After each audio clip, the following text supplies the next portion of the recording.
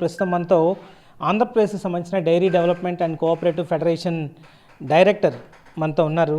Sir, చాలా తీవ్రమైన ఆరోపణలు ఆంధ్రప్రదేశ్ డీడీసీఎఫ్కి సంబంధించి.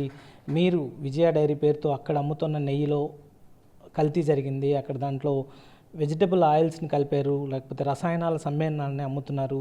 తిరుపతి లడ్డు వాడిన నెయ్యి కల్తీ అంశం తర్వాత కూడా ఆంధ్రప్రదేశ్ ప్రభుత్వం దాని మీద స్పందించకుండా అలానే ముందుకు వెళ్తుందంటూ అనేక తీవ్ర కంప్లైంట్స్ చేశారు, ఆరోపణలు చేశారు. దీన్ని ఎలా చూస్తున్నారు సార్?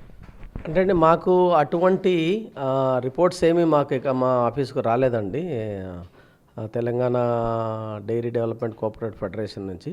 బట్ మా సైడ్ నుంచి ఏదైతే మేము ఫ్రాంచైజీ కింద ఇచ్చున్నామో మేఘనా అనే ఒక అతనికి, అది గీ అయితే మేము పీరియాడికల్గా చెక్ చేస్తూ ఉంటాము. మాకు ఎటువంటి రిపోర్ట్స్, మాకు అటువంటి అడ్వర్స్ రిపోర్ట్లు ఇప్పటివరకు ఎప్పుడు రాలేదు. బట్ హవెవర్ మేము మళ్ళీ వాటిని శాంపుల్స్ తీసుకుంటున్నాము, చెక్ చేస్తున్నాము. ఒకవేళ అటువంటి పరిస్థితులు ఏదైనా తప్పకుండా దాని మీద. తెలంగాణ మీ కౌంటర్ పార్ట్ నుంచి మీకు కంప్లైంట్ వచ్చిందంటే కదా, వాళ్ళు మీకు కంప్లైంట్ చేశారు ఇన్ రిటర్న్గా అని చెప్పి ఆయన చెప్పారు, నిజమేనా? అంటే మాకండి క్వాలిటీ పాయింట్ ఆఫ్ వ్యూ లేదు, కానీ ఈ ఫ్రాంచైజీ రైట్స్ మీద కొంత విజయ బ్రాండ్ మీద అడిగారు. దానికి సంబంధించింది సబ్సిడీస్ ఉంది కాబట్టి దాని మీద మేము ఎటువంటి చర్యలు తీసుకోలేదండి. సో వీటికి సంబంధించి ఏదైనా ఇద్దరి మధ్య డిస్ప్యూట్ నడుస్తుందా? కాపీ రైట్స్కి సంబంధించి కావచ్చు, లేకపోతే వాళ్ళు తెలంగాణకి ఆంధ్రాకి, సో ఏపీ డీడీసీఎఫ్ ఇంకా తెలంగాణలో కూడా వర్క్ చేస్తుందా? ఆఫ్టర్ బైఫర్కేషన్ ఎట్లాంటి పరిస్థితులు ఉన్నాయి?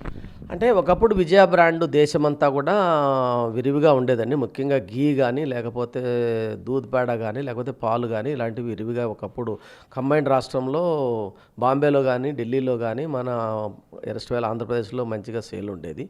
సో దాంట్లో ఈ 9th షెడ్యూల్లో ఉండడం వల్ల కొంత ఈ జ్యుడిషియరీ అంటే సబ్జ్యుడిస్ కింద కొన్ని ఇష్యూస్ ఉన్నాయి. ఇంకా పూర్తిగా బైఫర్కేషన్ అయితే కాలేదండి. ఫిబ్రవరి, మార్చి 25లో కాపీ రైట్స్ దాని మీద కొంత వచ్చాయండి. దాని మీద తప్ప మాకు క్వాలిటీ ఇష్యూస్ మీద మాకు రాలేదు. బట్ అవెవర్ మేమైతే సీరియస్గా తీసుకొని ప్రభుత్వము అక్కడ శాంపుల్స్ అని తెప్పించి చెక్ చేస్తున్నాం. ఇంతకుముందు కూడా పీరియాడికల్గా చెక్ చేసేవాళ్ళు, మాకు అటువంటి ఎప్పుడు ఇంతకుముందు లేదు.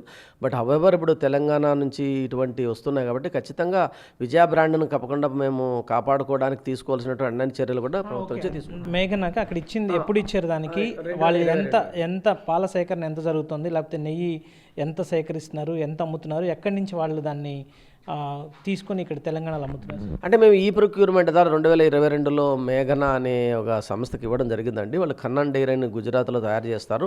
మేము ఆ గుజరాత్ కన్నన్ డైరీకి సంబంధించిన FSSAI రిపోర్ట్స్ కానీ, క్వాలిటీ రిపోర్ట్స్ కానీ అన్నీ కూడా అన్నీ చెక్ చేసిన తర్వాత అన్నీ కరెక్ట్గా ఉన్న తర్వాత, అగ్మార్క్ స్టాండర్డ్స్ అన్నీ ఉన్న తర్వాతనే వారికి మనం 2022 నుంచి ఇచ్చామండి. మినిమం అయితే నెలకు వాళ్ళు 40 టన్నుల వరకు మేము అమ్ముతామన్నారు.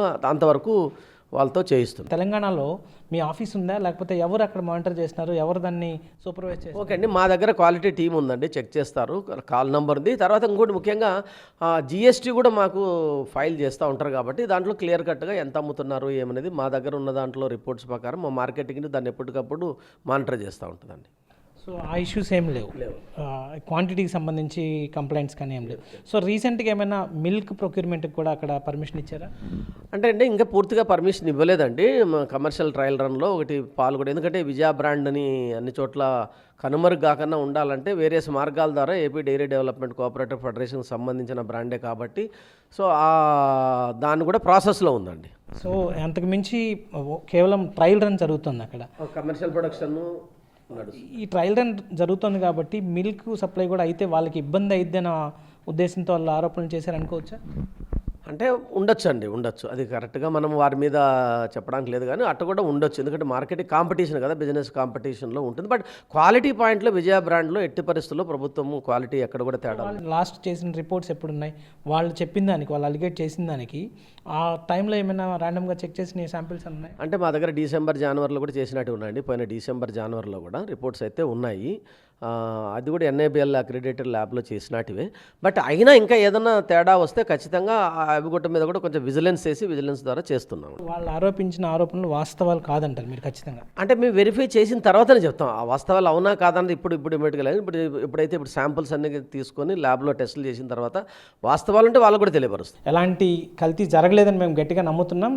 ర్యాండమ్ చెక్స్లు కూడా ఎప్పటికప్పుడు చేస్తున్నామని చెప్పి AP dairy development and cooperative federation వివరణిస్తోంది. సో ఇది ఏ టర్న్ తీసుకుంటుంది, ఎందుకంటే కేవలం ఇంకా ఆంధ్రప్రదేశ్ బ్రాండ్కి సంబంధించిన విజయ మిల్క్ అక్కడ అమ్ముతున్నారు కాబట్టి దాన్ని నివారించడానికి ఇట్లాంటి ఆరోపణలు చేస్తున్నారా, లేకపోతే నిజంగానే నెయ్యి నాణ్యతలో ఇబ్బందులు ఉన్నాయన్నది తేలాల్సిన నేపథ్యం. సో మరో సరికొత్త వివాదం నెయ్యి కల్తీ వేదికగా రెండు రాష్ట్రాల మధ్య నెలకొన్న పరిస్థితి కనిపిస్తుంది. శ్రీరామ్తో ఈశ్వర్, TV9 విజయవాడ నుంచి.